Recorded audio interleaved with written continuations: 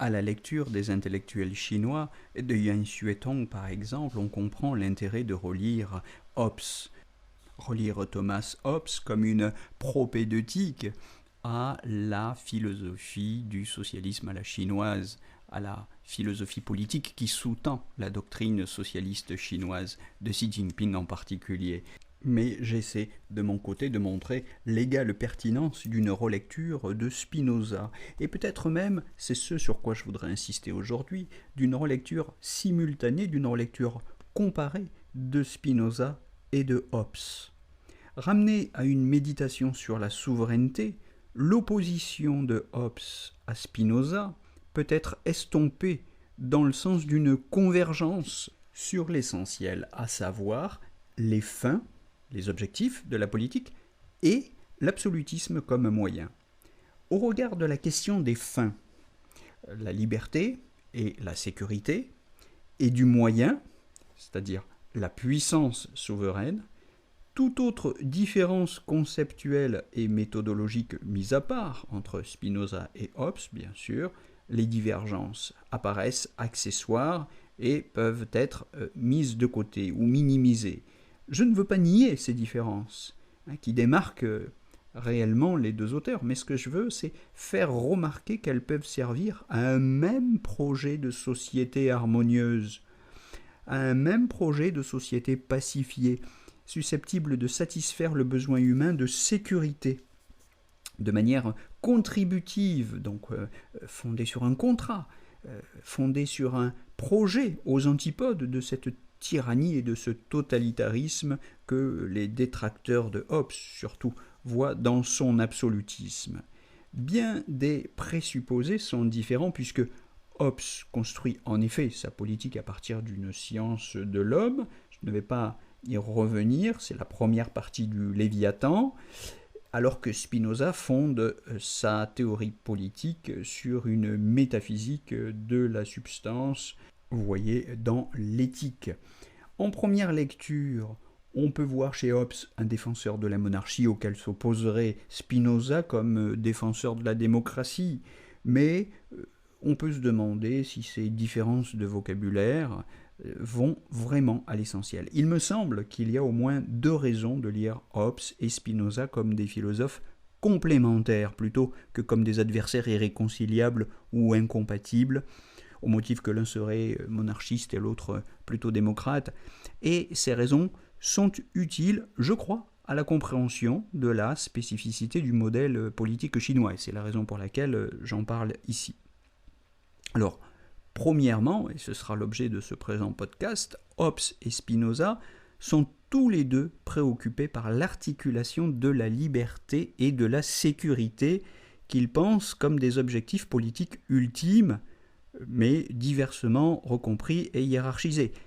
Tandis que Hobbes privilégie la sécurité, pensée comme la première liberté, le Spinoza du traité politique privilégie plutôt la liberté de penser, dont la garantie par l'État républicain est affirmée comme condition de la sécurité ou de la paix. Ou, pour le dire à la chinoise alors, Hobbes est un penseur de la paix et de la liberté, tandis que Spinoza est un penseur de la liberté et de la paix.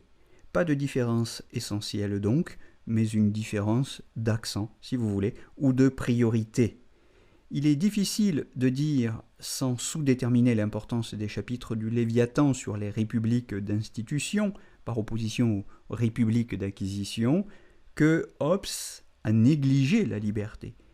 Il est également difficile de résumer Spinoza à un penseur de la liberté politique, ou même à un défenseur de la liberté d'expression, sans se voir opposer tous les chapitres du traité théologico-politique où il exclut de cette liberté rigoureusement circonscrite toutes les opinions séditieuses ou incitant à la haine du prochain, etc.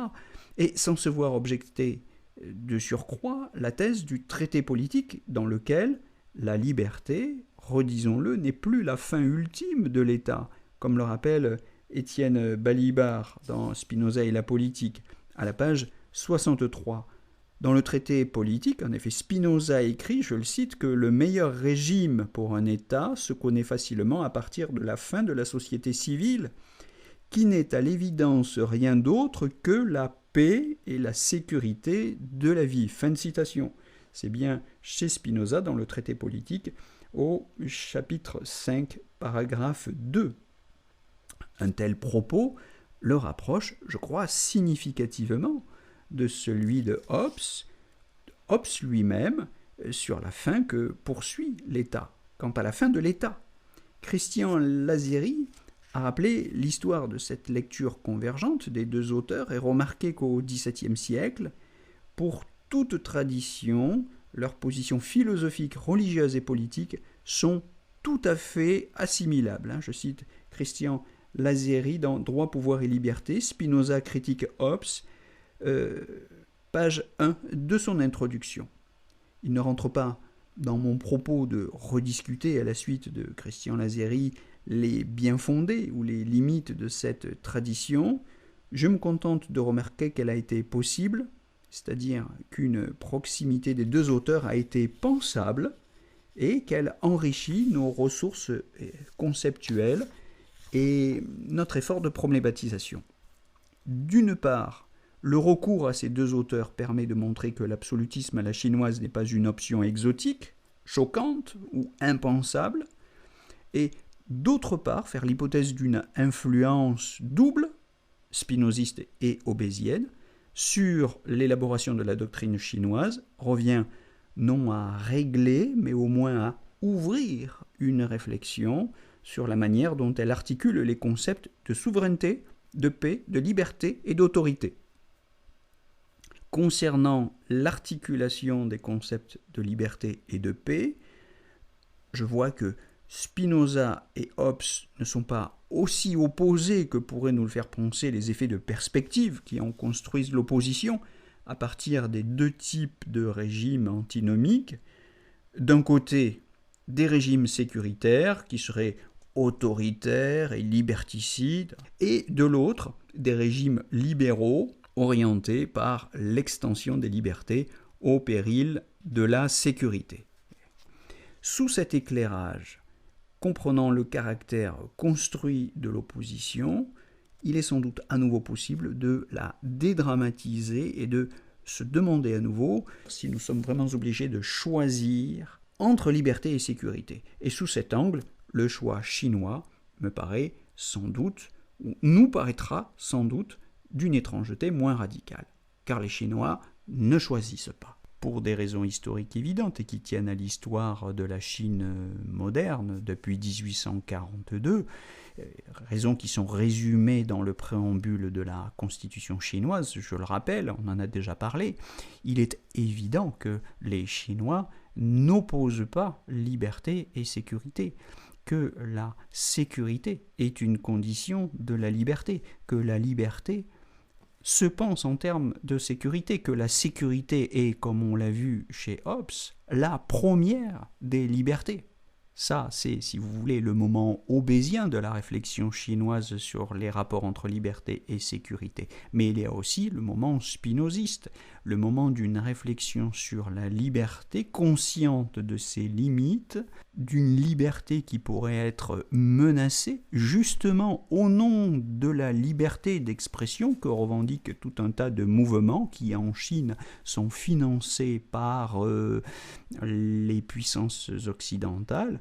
Bon, on a déjà parlé de Liu Xiaobo, on a déjà parlé des mouvements hongkongais pour la démocratie, etc. Enfin, sur la question tibétaine, sur la question taïwanaise, il y a tout un tas de mouvements, de revendications financées en partie au moins par des puissances ou des organisations non gouvernementales étrangères, et qui sont évidemment perçus par le gouvernement chinois comme des atteintes à la sécurité intérieure et donc à la liberté de la Chine. Et cette réflexion, c'est typiquement celle de Spinoza lorsqu'il se demande, évidemment, en défenseur de la liberté d'expression, jusqu'où cette liberté peut aller, parce qu'elle n'est évidemment pas sans limite. Pas plus chez Spinoza d'ailleurs que chez nous, en France, au XXe ou au XXIe siècle. Il n'y a de liberté absolue au sens d'une liberté sans limite. Et je le redis, même dans le cadre d'un modèle spinoziste d'une démocratie absolue. La liberté ne peut pas être absolue.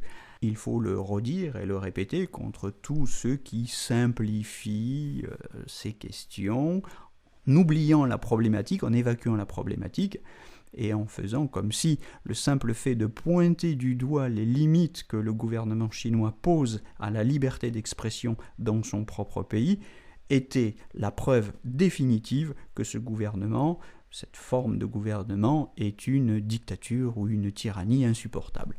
Voilà la raison fondamentale pour laquelle je crois qu'il était important de revenir non pas seulement à Hobbes, mais aussi à Spinoza, qui peut nous permettre de remettre un petit peu de distance dans ces questions de philosophie politique qui sont manifestement aujourd'hui brûlantes et obscurcissent l'esprit et les commentaires de tant de philosophes ou de politologues. Je vous propose de continuer cette réflexion simultanée sur Hobbes et sur Spinoza dans un prochain podcast et je vous souhaite en attendant une belle journée à tous.